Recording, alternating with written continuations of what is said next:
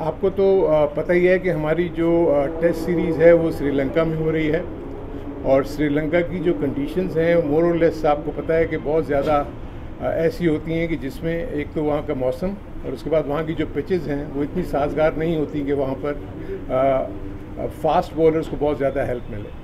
और वहाँ के जो भी हमने पिछले रिकॉर्ड्स देखे उसमें ये है कि वहाँ के स्पिनर्स डोमिनेशन और बैटिंग ओरिएंटेड पिचेस ज़्यादातर बनती हैं। तो जब ये स्क्वाड बनाने जा रहे थे तो ये बहुत सारी चीज़ें डिस्कस हुई और वो सामने आई।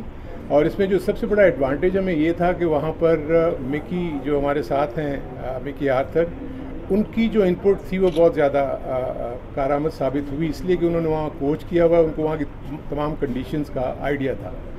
तो ये सारी चीज़ों को देखते हुए हमने जो स्क्वाड की फॉर्मेशन की है उसमें आपने देखा होगा कि हमने बैलेंस रखा हुआ है, बैटिंग आपकी काफ़ी स्ट्रॉन्ग है, डीप है। आपने ऐसे बॉलर्स को चुना है जो आपको रियल सेंस में पुराने बॉल के साथ अच्छा काम कर सकते हैं, क्योंकि नया बॉल तो बहुत ज़्यादा इतना हेल्पफुल नहीं होता। पुराने बॉल के साथ ही ज़्यादातर बॉलर्स जो हैं वो आउट करते हैं। दूसरी तरफ के स्पिनर्स भी हमने जब वहाँ देखे तो वहाँ पर ना बजाय इसके कि रिस्ट स्पिनर के वहाँ फिंगर स्पिनर्स की बहुत ज़्यादा परसेंटेज है जिसमें वो कामयाब होते हैं।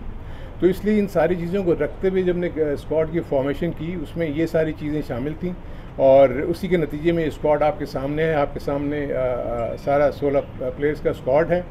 और दूसरे साथ साथ हम एक और चीज़ भी आपको बताते चलेंगे। देखें, हमारी जो फ़िलॉसफी है वो ये है कि हम जूनियर के टूर्स को और ज़्यादा हम करें। आपने देखा होगा कि पाकिस्तान शाइन के टूर्स के ऊपर हम बहुत ज़्यादा ज़ोर दे रहे हैं ताकि हमारे जो वो सेकंड टियर के प्लेयर्स हैं वो भी किसी तरीके से खेलते चलते चले जाएं और उनको एक्सपोजर मिले बाहर।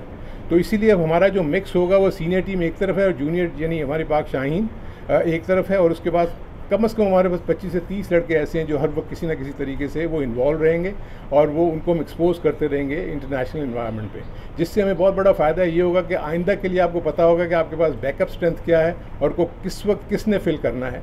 तो इसलिए आप बहुत सारी चीज़ें ऐसे देखेंगे कि कोई अगर एक प्लेयर किसी एक स्क्वाड में नहीं है तो दूसरे स्क्वाड में आपको नज़र आएगा। उसका रीज़न ये है कि हम दोनों को साथ साथ लेते हुए चलेंगे, क्योंकि आगे जाके आपने देखना है कि एशियन इमर्जिंग कप भी हो रहा है और उसके अलावा और बहुत सारे टूर हमारे पाइपलाइन में हैं। जैसे ही वो फाइनलाइज हो जाएंगे तो जूनियर टीम के टूर्स भी बहुत ज़्यादा बढ़ते चले जाएंगे। तो ये वो चीज़ें थी जिसकी बिना पर मैं बात कर रहा था। अब आपके सवालात ले लेता हूँ। क्या उनके आपके दिन में फर्क सीरीज की, क्योंकि इससे पहले एशिया कप भी आ रहा है, उसके बाद में वर्ल्ड कप भी जाना, तो इंजरी का भी ज़्यादा खतरा था, कुछ जो भी थी वो उन्होंने अपनी दस्तयाबी ज़ाहिर नहीं की। और दूसरा ये कि कामरान गुलाम नज़र था सीरीज़ में शामिल थे, उनको बिना खिलाई आपने बाहर कर दिया।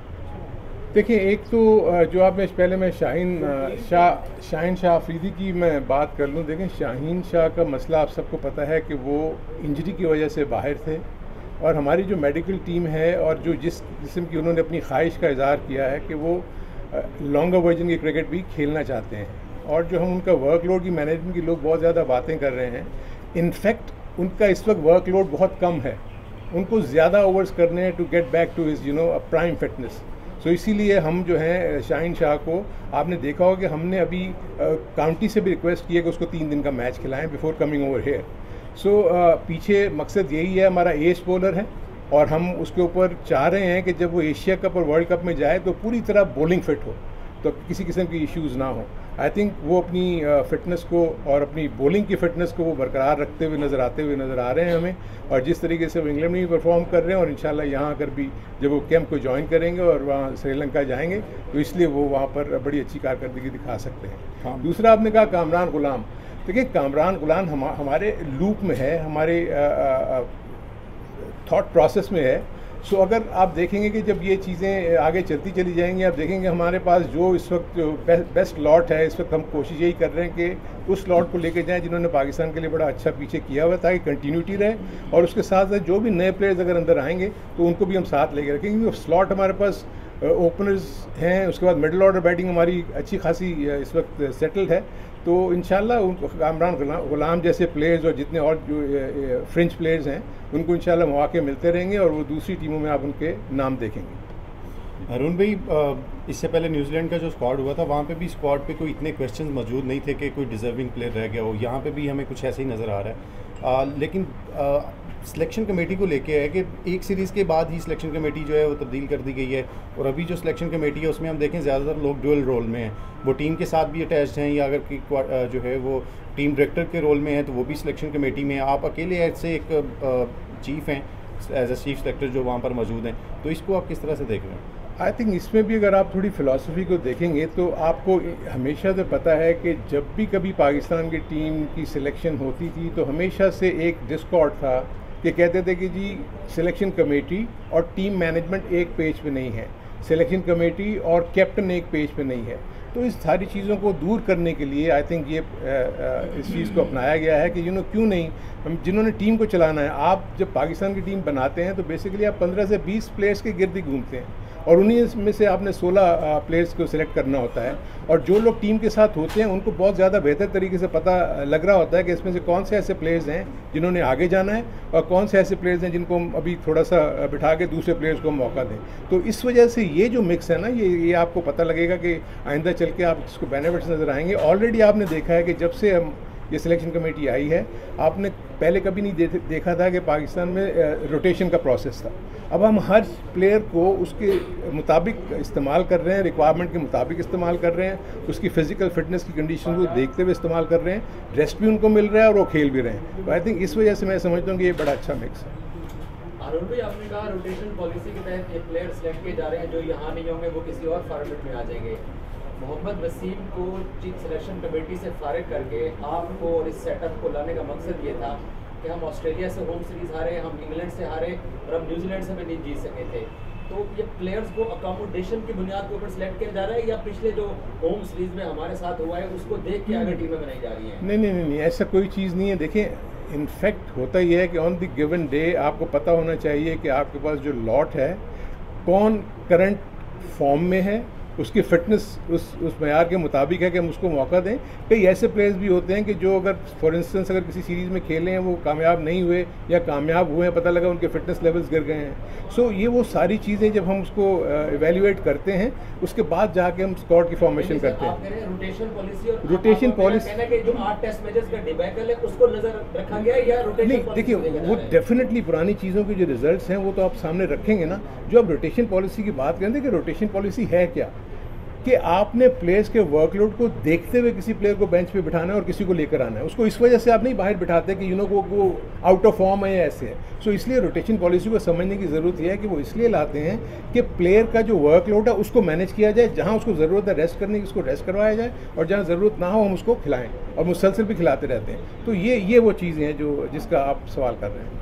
अरुण भाई, आमिर शुमाल को आपने टेस्ट स्क्वाड के अंदर रखा है, ए टीम में अच्छी बॉलिंग की, पीएसएल में भी अच्छी बॉलिंग की है। आप जब टीम में ले रहे थे, कप्तान कोच की राय लेते हैं, उनकी इनके हवाले से क्या राय है? दूसरा, टेस्ट तक आपने रखा है, आपको अब तक लॉक नहीं किए हैं वनडे स्क्वाड के लड़के, आप उसमें भी देखिए, ऑब्वियसली आप देखें कि हम कोशिश यही कर रहे हैं कि माशाल्लाह जिस तरीके से हमारे पास जो प्लेयर्स का पूल बढ़ता चला जा रहा है, तो हम इस काबिल हो रहे हैं कि हम ये देखें कि आपके टेस्ट स्क्वाड के प्लेयर्स कौन से हैं जिनको उनके टेस्ट स्क्वाड में रखना है, और उसके साथ साथ वनडे के कौन से ऐसे अच्छे प्लेयर्स हैं जो वहाँ पर मौजूद हैं। तो आई थिंक ये बड़ा अच्छा मिक्स होता हुआ नज़र आ रहा है। आमिर, अगर आप जमाल की बात कर रहे हैं, अगर उसके पिछले 2-3 सीज़न उठा के देखें तो उसने बहुत ही आउटस्टैंडिंग परफॉर्मेंस दी है। फिर अभी वो पाकिस्तान शाहीन के साथ गए थे, वहाँ उन्होंने आउटस्टैंडिंग परफॉर्मेंस दी है। तो आई फील कि जो करंट फॉर्म में है उसकी फिटनेस भी अच्छी है, तो क्यों ना ऐसे प्लेयर को उस माहौल में लाया जाए जो कि पाकिस्तान की टीम का माहौल है। होता ही है कि हमारा जो निचले लेवल के ऊपर हमारी डोमेस्टिक क्रिकेट और इंटरनेशनल क्रिकेट में ऐसे सबको पता है कि बहुत बड़ा खला है।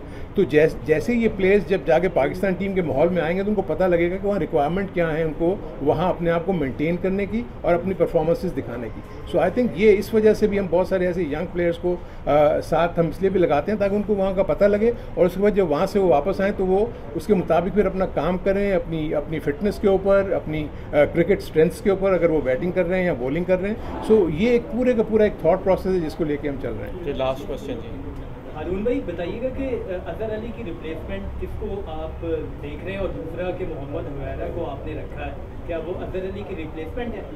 देखिए, ये एक इसको आप इस तरह समझेंगे, देखिए कोई भी शख्स हर वक्त अपनी जगह को बरकरार नहीं रख सकता और बहुत लंबे अरसे तक खेल भी नहीं सकता, और ये एक प्रोसेस चलता चला आता है। हम यही देखते हैं कि पहले हम कह रहे थे कि इंजमाम का रिप्लेसमेंट नहीं मिल सकता, फिर हम कहते थे कि यूनुस का रिप्लेसमेंट नहीं मिलेगा, फिर हम सोच रहे थे कि मोहम्मद यूसुफ का रिप्लेसमेंट नहीं मिलेगा। लेकिन ओवर द ईयर्स सिर्फ हमारी टीम के साथ ही नहीं है, दुनिया भर की तमाम टीमों के साथ ये होता है कि प्लेयर्स उनके जब अपने ऐसे जगह पे पहुंच जाते हैं जहाँ वो फर्दर कंटिन्यू नहीं कर सकते, तो नीचे यंग प्लेयर्स जो हैं वो ऑलरेडी तैयार हो रहे होते हैं, डोमेस्टिक क्रिकेट में परफॉर्मेंस दे रहे होते हैं, जूनियर टीम के साथ वो परफॉर्मेंसेस दे रहे होते हैं, तो अल्टीमेटली आके उनको थोड़ा सा वक्त लगता है। अजहर अली ने जो ये मकाम हासिल किया या मोहम्मद यूसुफ ने या इंजमाम ने, वो शुरू में अगर आप देखेंगे तो वो स्ट्रगल करते हुए आपको नजर आएंगे, लेकिन जब वो मेच्योर हो गए और एक नंबर 1 प्लेयर बन के वो ऊपर आए, जैसे बाबर आजम माशाल्लाह आ गए, अर्ली स्टार्ट आप सबका देखेंगे, सईद अनवर 13 टेस्ट मैच तक कुछ नहीं कर सके। सो मेरे अपने नज़दीक ये वही प्रोसेस है जो आप बात कर रहे हैं। जितने भी यंग प्लेयर्स जो भी टीम में आ रहे हैं,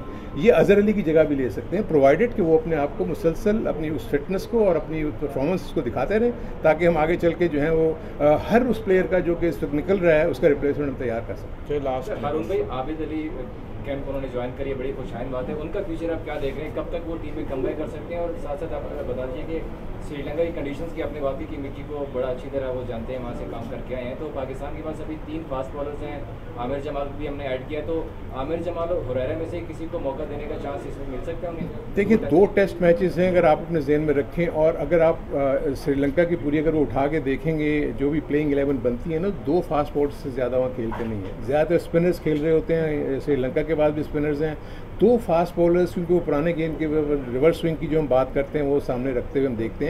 तो लेट्स सी वहाँ की कंडीशन जब ये जाएंगे, फर्स्ट टेस्ट मैच में जो टीम खेलेगी, मोस्ट प्रॉब्ली कोई भी टीम जो है दूसरी टेस्ट मैच में चेंज नहीं होती, क्योंकि 2 टेस्ट मैच की सीरीज़ है, इसलिए आप इसमें बहुत ज़्यादा वो नहीं कर सकते। लेकिन टीम मैनेजमेंट वहाँ पर मौजूद होगी, वो सिचुएशन को देखते हुए जो मुनासिब समझेगी कि किसको पहले 11 में होना चाहिए, और अगर सेकंड टेस्ट मैच में कोई रिप्लेसमेंट आनी है तो कौन सा ऐसा प्लेयर है जो रिप्लेस कर सकता है किसी ऐसे प्लेयर को जिसको या तो आराम देने की ज़रूरत है, या वो समझते हैं कि उसने इतना अच्छा परफॉर्म नहीं किया कि हम इसको सेकंड टेस्ट मैच खिलाएं। तो ये सारी की सारी डिसीजन टीम मैनेजमेंट करेगी। और क्या था सवाल? आबिद अली। हाँ, आबिद अली को देखें, हमने इसीलिए, क्योंकि आपको पता है कि उसको मेडिकल इश्यूज़ थे, हमने उसको इसलिए बुलाया कि हमारी ये टीम मैनेजमेंट को पूरे अच्छे तरीके से उसका जायज़ा ले, क्योंकि देखिए it's a very risky thing. वो जिस बीमारी से आए हैं, होप कि जिस किस्म की ये एग्जर्शन यहाँ होती है, आप जब क्रिकेट खेलते हैं या कोई भी स्पोर्ट आप खेलते हैं तो आपको बहुत ज़्यादा एग्जर्ट करना पड़ता है। तो क्या उनकी जो मेडिकल हिस्ट्री है वो अभी भी एवरी मंथ उनको डॉक्टर को जाके दिखाना पड़ता है। तो लेकिन हमने ये था क्योंकि उसने बहुत ही अच्छी परफॉर्मेंसेस दी हुई हैं, सो क्यों ना हम उसको ला के मिक्स में देखें, और जहाँ भी हमें अगर ऐसा मौका नज़र आएगा और हम समझते हैं कि वो इस काबिल हैं कि वो उनको क्रिकेट में वापस आना चाहिए, तो क्यों नहीं, ज़रूर आ सकते हैं। थैंक यू, बहुत शुक्रिया जी।